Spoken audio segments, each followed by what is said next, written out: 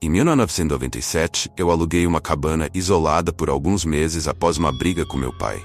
Precisava de um lugar para ficar longe dele. O locatário anterior, que chamarei de Sr. Santos, estava passando por dificuldades pessoais e precisou sair rapidamente. A cabana, que era paga mês a mês, era pequena, com uma cozinha, uma sala de tamanho razoável e um quarto que se acessava por uma escada estreita. O detalhe peculiar era a porta de alçapão que levava ao quarto. A cabana estava localizada no fim de uma estrada de terra, cercada por outras construções semelhantes, mas pouco habitadas. Eu raramente via meus vizinhos. Trabalhava turnos de 12 horas e quando chegava em casa, exausto, tudo que eu queria era dormir. Certa noite, após um dia particularmente cansativo, preparei um sanduíche simples e um shake de proteína antes de subir para o quarto. Sempre fechava o alçapão à noite, não gostava da sensação de dormir com a entrada para o quarto aberta. Algo sobre isso me deixava inquieto. Enquanto assistia à TV, ouvi uma voz vindo de baixo. "Quem está aí em cima?" Meu coração quase parou. Parecia estar dentro da casa, mas talvez pudesse ser do lado de fora. Desliguei a TV e olhei pela janela, mas não vi nada. O silêncio que seguiu foi opressor. Com receio, abri o alçapão e chamei pelo nome do meu pai, imaginando que ele pudesse ter vindo me visitar. Nada. Desci as escadas com medo crescente. Acendi a luz da sala, mas não havia ninguém. Olhei pela janela da frente. Nada. Estava completamente confuso e voltei para o quarto, fechando o alçapão novamente. Logo que liguei a TV, ouvi batidas fortes na porta do quarto, vindas do alçapão. Elas eram ameaçadoras, como se quisessem me intimidar. Se ainda havia alguma dúvida, agora estava claro. Havia alguém na casa. Fiquei paralisado de medo, sabendo que a porta do alçapão não tinha tranca. Permaneci imóvel por 20 minutos até sentir coragem de me mover. Procurei meu telefone, mas ele não estava no criado mudo. Talvez tivesse deixado lá embaixo. Abri o alçapão lentamente e espreitei. A sala era iluminada pela luz da TV, e isso me permitiu ver um pouco da escada. Desci silenciosamente, mas em vez de acender as luzes, corri descalço para a casa mais próxima, onde sabia que havia moradores. Bati várias vezes na porta, até que alguém apareceu na janela ao lado, me observando. Não sabia há quanto tempo ele estava me vigiando. Gritei para ele, explicando o que havia acontecido e pedindo para usar o telefone para chamar a polícia.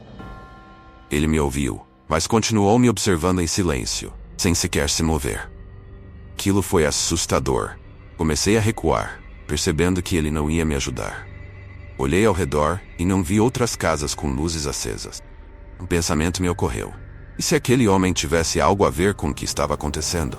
Voltei para a cabana pelo mesmo caminho, entrando novamente pela porta dos fundos, que estava fechada como eu havia deixado.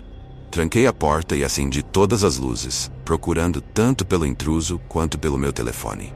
Finalmente o encontrei. Com o telefone em mãos, corri para fora e entrei no carro, ligando para a polícia enquanto observava a casa. Foi então que vi uma figura se movendo na escuridão, desaparecendo na floresta. Informei o operador ali imediatamente. Quando a polícia chegou, um dos policiais revistou a casa e o quarto. Eu contei sobre a figura que vi sumindo nas árvores. Ele me perguntou se eu tinha outro lugar para passar a noite, e engolindo meu orgulho, voltei para a casa do meu pai, levando algumas coisas importantes. Voltei à cabana no dia seguinte para pegar o resto das minhas coisas. Por sorte, o Sr. Santos concordou em me devolver parte do dinheiro. Ele me perguntou sobre a aparência do homem, mas não fez mais perguntas, que achei muito suspeito. Algo naquela situação não fazia sentido, desde o comportamento estranho do vizinho até a necessidade urgente do Sr. Santos de se mudar. Talvez estivesse tudo interligado, ou talvez fosse apenas minha mente me pregando peças. Em outra ocasião, em 2002, eu estava voltando do trabalho a pé, a que meu carro estava na oficina.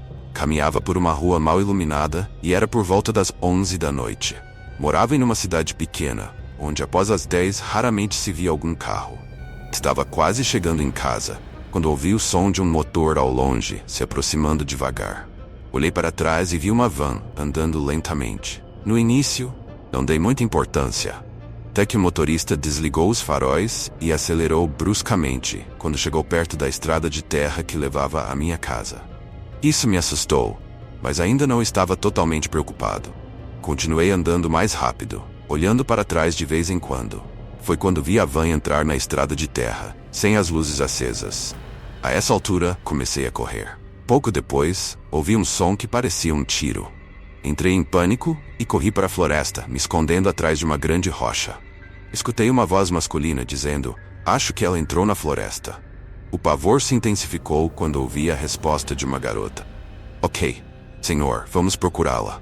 Agora, não temia apenas pela minha vida, mas pelo que poderia acontecer se eles me encontrassem. Meus pensamentos estavam confusos, pensando em cultos satânicos ou se aquelas garotas eram vítimas. Cobri minha boca para não fazer barulho, até ouvir sirenes de polícia ao longe. Quando finalmente senti coragem, olhei para fora da rocha e vi as luzes vermelhas e azuis. Corri para fora, gritando por ajuda. Os policiais vieram ao meu encontro, perguntando se eu sabia sobre o corpo. Confusa, perguntei: "Que corpo?" Foi então que vi, na frente do carro da polícia, o corpo de uma jovem despedaçado, com sangue por toda parte. Expliquei tudo aos policiais e eles me levaram para casa. Mais tarde naquela noite, olhei pela janela e vi a van novamente, passando devagar, sem as luzes acesas. Desta vez anotei a placa e liguei para a polícia. Quando os policiais chegaram, a van já havia sumido. Mas me disseram algo que me deixou horrorizada. A placa estava registrada em Dakota do Sul, mas naquela noite haviam recebido relatos da mesma van em Vermont, Nevada, Alaska e Texas. Mudei-me para longe e agora, ao menor sinal de perigo, não hesito em fugir. Minha esposa, Juliana, e eu levamos uma vida comum, em uma casa comum, em um bairro comum. Mas algo aconteceu recentemente que ainda nos aterroriza. Certa noite, depois de um dia normal de trabalho, decidimos sair para jantar. Voltamos por volta das 9 e fomos nos preparar para dormir. Às 10, estávamos na cama, assistindo TV. Foi quando o telefone tocou. Juliana disse para eu não atender, mas achei que poderia ser uma emergência.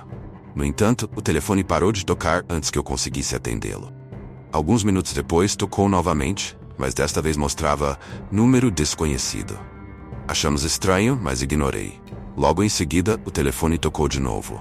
Desta vez, atendi rapidamente. Do outro lado, ouvi a voz do nosso vizinho, Miguel, perguntando se eu conhecia o homem parado em frente à nossa casa. Fiquei confuso e disse que não sabia do que ele estava falando. Ele simplesmente respondeu para eu sair e desligou o telefone. Juliana ficou assustada e me disse para não sair, mas decidi apenas olhar pela janela. Não havia ninguém. Saí para a varanda e não vi nada, nem mesmo nos arbustos. Voltei para o quarto, um tanto irritado com a ideia de que Miguel pudesse estar nos pregando uma peça. Liguei para ele, mas o telefone foi direto para a caixa postal. Deixei uma mensagem perguntando sobre a ligação. Logo depois, o telefone tocou novamente. Era Miguel, mas ele falou de forma estranha, dizendo calmamente: "Saia, tem alguém na frente da sua casa." E desligou. Desci as escadas novamente e olhei pela janela. Desta vez vi alguém parado no fim da nossa calçada. Ele usava um capuz que cobria completamente seu rosto. Meus nervos estavam à flor da pele. Abri a porta e gritei, perguntando se precisava de ajuda, mas ele não se moveu. A casa estava em completo silêncio, exceto pelo som insistente do telefone tocando novamente. Quando atendi, o identificador de chamadas mostrava o número de Miguel. Ele atendeu de forma normal, dizendo que não sabia do que eu estava falando, que não havia ligado antes. Olhei novamente pela janela e o homem encapuzado não estava mais lá. Um calafrio percorreu minha espinha, e a sensação de que algo muito errado estava acontecendo se intensificou. Juliana, que tinha vindo até a porta para ver o que estava acontecendo, notou meu olhar preocupado, perguntou o que estava acontecendo. Eu disse a ela que Miguel estava alegando que nunca tinha ligado. Ela ficou pálida e me puxou de volta para dentro, trancando a porta. "Vamos ligar para a polícia," ela disse, a voz trêmula. Peguei o telefone novamente e antes que eu pudesse discar, ele começou a tocar de novo. O mesmo número desconhecido. Atendi com hesitação, e a voz do outro lado sussurrou algo que me fez gelar. "Você não deveria ter saído." Juliana ouviu a voz e gritou para eu desligar o telefone. Fiz isso imediatamente, mas o silêncio que seguiu foi ainda mais perturbador. Fomos até a janela novamente, mas não vimos mais ninguém lá fora.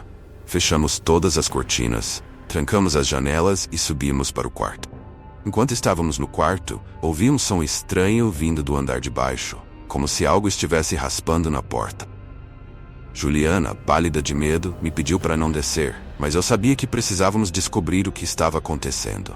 Peguei um bastão de beisebol que mantínhamos no quarto e desci as escadas devagar, cada passo ecoando na casa silenciosa. Quando cheguei à sala, vi que a porta da frente estava entreaberta, balançando suavemente. Meu coração acelerou e eu me aproximei lentamente, pronto para enfrentar qualquer coisa que pudesse estar lá fora. No momento em que toquei a porta, ela se abriu completamente, revelando a noite escura lá fora. Do lado de fora, tudo parecia calmo, mas havia algo no ar, uma sensação de que estávamos sendo observados. Fechei a porta com firmeza e travei todas as fechaduras, sentindo uma onda de pânico. O telefone tocou novamente. Desta vez, o identificador de chamadas mostrava o número de Juliana. Eu estava com o telefone na mão, e Juliana estava ao meu lado, o que significava que não poderia ser ela ligando. Atendi com a respiração pesada. Uma voz distorcida disse: "Você está trancado, mas eu já estou dentro." Olhei para Juliana, e seus olhos estavam arregalados de medo. Desliguei o telefone e, sem perder tempo, subimos correndo para o quarto. Liguei para a polícia, que prometeu enviar uma viatura imediatamente. Nos trancamos no quarto, ouvindo qualquer som que indicasse que alguém estava dentro da casa. Os minutos passaram arrastados, cada um mais longo e angustiante que o anterior. Então ouvimos passos pesados subindo as escadas. Olhei para a porta do quarto, esperando que se abrisse a qualquer momento, mas os passos pararam antes de chegar ao nosso quarto. A polícia chegou pouco depois, e quando verificaram a casa, não encontraram ninguém. No entanto, a porta dos fundos estava destrancada e aberta, balançando com o vento. Não conseguimos dormir naquela noite, e na manhã seguinte, decidimos sair de casa e ficar em um hotel até conseguirmos nos mudar. Alguns dias depois, enquanto ainda estávamos no hotel, recebi uma ligação do meu número de telefone. Atendi, e a mesma voz distorcida disse: "Você pode correr, mas nunca vai se esconder." Desde então, mudamos de endereço várias vezes, mas a sensação de estar sendo observado nunca nos deixou. O terror daquela noite se arrasta, como uma sombra que não podemos escapar. E de vez em quando o telefone toca no meio da noite, nos perguntamos se é ele, tentando nos encontrar novamente. O que você achou dessa história? Deixe seu comentário, e não se esqueça de deixar seu like e se inscrever no canal para mais vídeos como este. Até a próxima, e boas histórias!